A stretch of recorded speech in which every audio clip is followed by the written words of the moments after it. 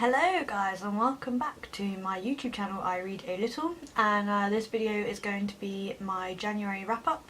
I know that it's February now and January wrap ups have already been up, but obviously I created my channel mid-February and I still want to put a January wrap up in. It will be brief anyway because I only read 4 books in January, which is a small amount for me. I would have liked to have read more, but I think like during the Christmas period I just read less because I'm spending more time with family. So yeah, I'll just go through the 4 that I read and my rating for them. So the first book is Station 11 by Emily St. John Mandel, I think you say it. I'm going to put pictures up here of the books because a lot of them I read on Kindle and some of them I don't have physical copies of anymore because I've already lent them out. So yeah, there's going to be a thing up here. I gave this book probably 2.5 stars. I gave it 2 stars on Goodreads, but it's probably more 2.5, and it follows the story of various people from various different perspectives connected to one person after a pandemic has hit and basically wiped out the majority of civilization. So the start of the book opens up in a theatre where King Lear is playing, and a famous actor who is now quite aged is playing King Lear. And it basically follows the lives of various people after the pandemic has hit, but who are related to this character. And the book also jumps between time periods, so it follows his life during his earlier years and how he is connected to all of these people, and also the lives of the people after the pandemic has hit and how they are coping and living. I liked this book. It was okay, that's why I gave it 2.5. To me 2.5 is like a bad rating. Like, that doesn't mean I think the book is shit, it just kind of means like it was just okay and I just didn't rate it that highly. For me 5 stars is like mind blown, like phenomenal. 3 is it was okay, and maybe it should be a 3 star. I don't know. It just left me wanting, and I wasn't, the main reason I didn't enjoy it was because I didn't feel like I was invested in any of the characters, which is a huge flaw in a book where you're skimming between loads of different characters, none of whom you really care about. I would say the strength of the book is the ending. There's quite a big kind of plot twist at the end, which I enjoyed because I personally didn't see it coming, and I thought, well, it's obviously well written if I didn't like see that coming. But it just meant that throughout the book I was bored. I didn't really care about any of the people I was reading about, which makes it really hard to like get through the book. And you spend a lot of time looking at the past of this guy who portrays King Lear. I can't remember the actual character's name. You spend a lot of time looking at his past relationships and his life and how he reflects upon his life as a whole and what he does with it. And I just didn't like him. Like, I really didn't like him at all. I thought he was really arrogant and like only cared about himself, and it's really hard to connect to a character and it's really hard to read a book when it's centred solely around someone that you despise. I don't know. Didn't enjoy it. Didn't enjoy it as much as I thought I would. I really like dystopian fiction, but in a way the dystopian part of this book didn't seem the dominant theme of the story. I felt like it was just a like setting up premise of like connecting the characters, and it just made the book a bit more interesting. But the predominantly this book is about this man and the relationships that he forms between all these people, how they're all connected and how they live. And I felt like the whole pandemic part of it was just a sideline and wasn't really like that relevant in the story, which is what drew me to it. That's what I wanted to read the book for. I like dystopian fiction, and was just disappointed. So yeah, I only gave it 2.5. I wouldn't say that it's badly written. Like, I'm not discouraging people from reading it. If you're reading it for a dystopian novel, like, it's not really, like, I wouldn't put it down as that. I just wouldn't. It's just the dystopian part is just the backdrop of the story. It's not a leading part of it, so I wouldn't recommend you read it for that reason because you will be disappointed. The second book I read in January, which I rated really highly, was The Bear and the Nightingale by Catherine Arden. I gave this 5 out of 5 stars. which I think probably many people have done. I think it's been really well received and I fucking loved it. Like, I love this book. I can't wait. It's part of a trilogy and I can't wait for I think the second book's out. It's called The Girl in the Tower and I can't fucking wait to read it, and I can't wait for the third one. I think they're all just going to be amazing. So basically it's just a classical wintry fairy tale, which when you read it just after Christmas, what can go wrong, really? So it follows the story of I can never say her name, I'm just looking it up. Vasilisa, I don't know how you say it. Vasilisa, I think it's called. Yeah, it follows the story of her and her family.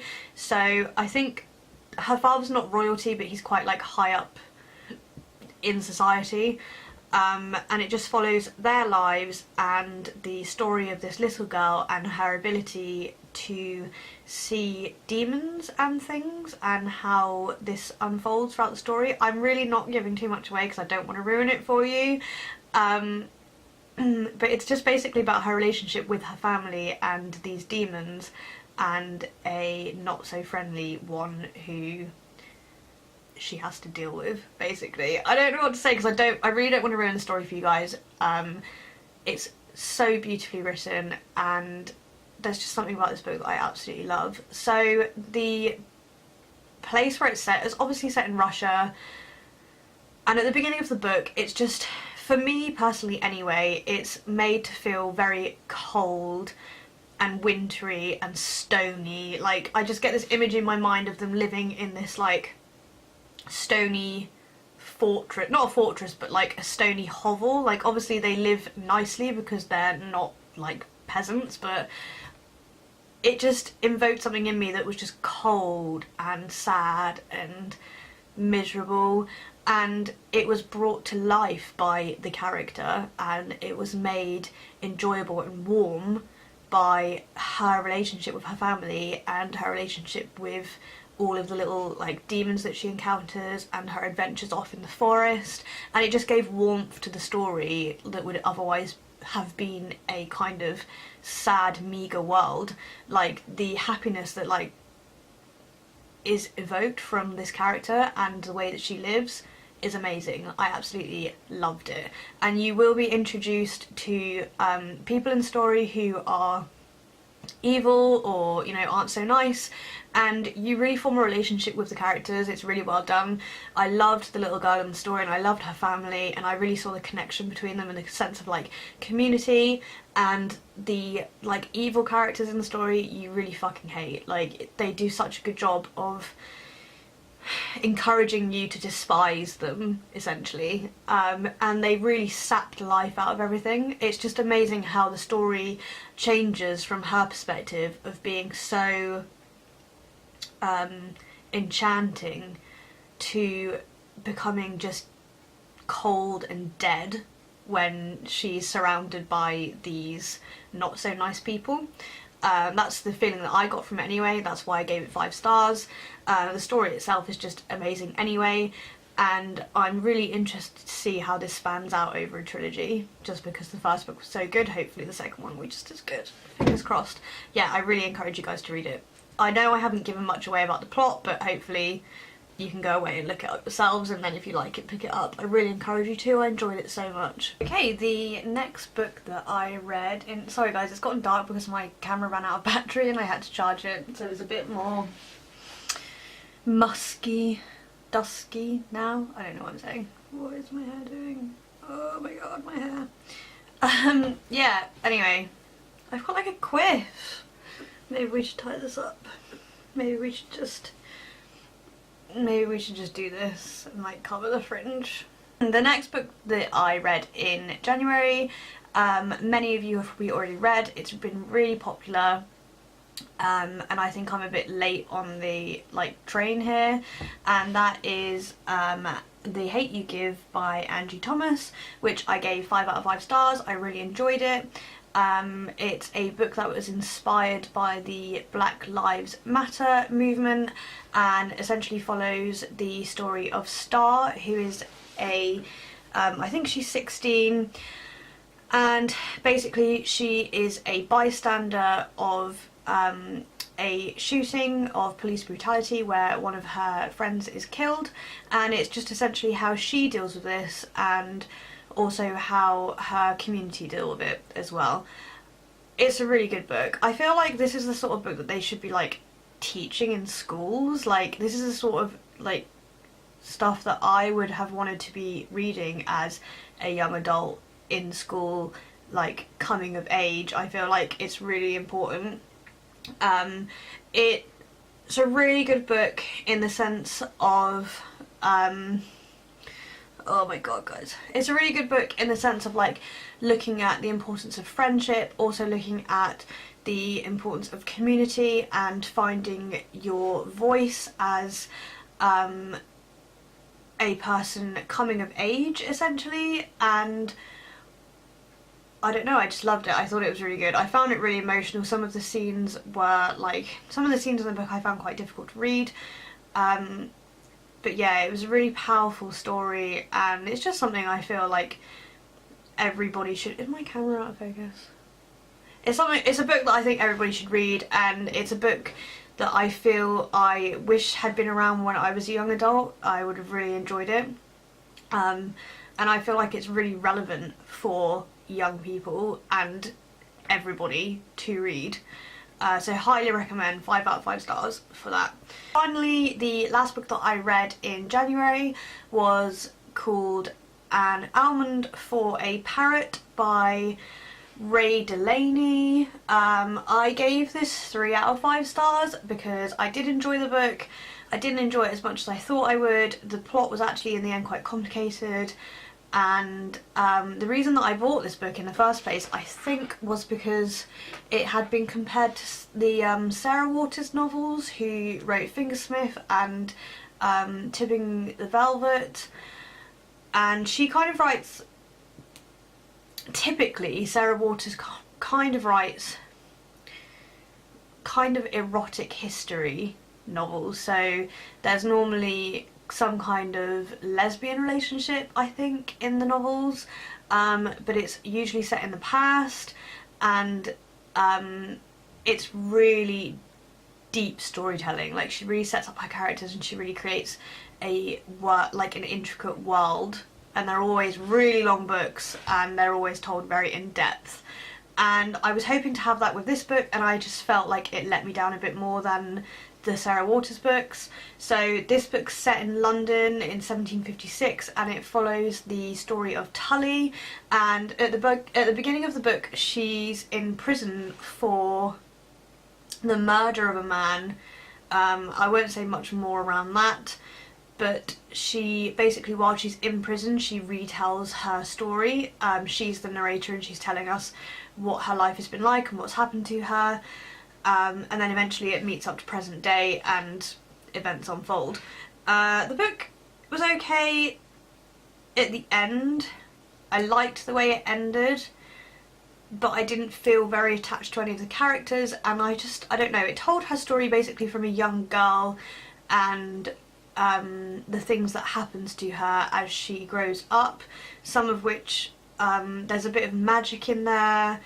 There's a lot of like erotic storytelling. A lot of the story takes place in a kind of brothel, and I felt like there was too much erotica writing and less of a connection between the characters. I mean, when you read Sarah Waters books, there are a lot of sex scenes in there, but you feel like they're more justified because you know, you have a deeper understanding of the relationship between the characters, whereas with this book in particular, it almost felt like people fell in love and you didn't see the connection. It was almost like, oh my god, they've had sex and now they're in love, oh my god. But it wasn't like, I just didn't feel like their relationship and their infatuation with each other was justified, and it was just a bit, I don't know, it was okay, but I didn't enjoy as much as I thought I would. I liked the time period that it was set in, and I liked the whole like magical side of it. I don't want to go into too much detail because it would be a spoiler, but I was just disappointed with the characters and the relationships with each other, and I like to feel like there is a real connection between people when there's a love story going on, and I just didn't get that. And I hate that in movies as well, like when there's no chemistry between two people in a film who are clearly like meant to be in love. I think it just ruins it a little bit. So yeah, I found it a bit disappointing, but still 3 out of 5 stars, because I did like it, just not as much as I thought I would. Yeah, that wraps up the 4 books that I read in January, guys. Hope you enjoyed that. I'm not that good yet at reviewing books, just because it's not something I normally do. Like, I'll do a review on Goodreads, and I'll give it a star rating, and I might type out a review, but I'm not used to like verbally giving my opinion, so I feel like sometimes I'm just like, yeah, I enjoyed it, and then I don't know what to say to expand on that. So yeah, hopefully it was okay, and I managed to like give you an idea of what the books were about and whether you might enjoy them or not. So yeah, hope you guys enjoyed, and I will see you. So what is this? This is my January wrap up. I'm not going to do a February TBR because obviously it's halfway through February, so I'll see you in my February wrap up.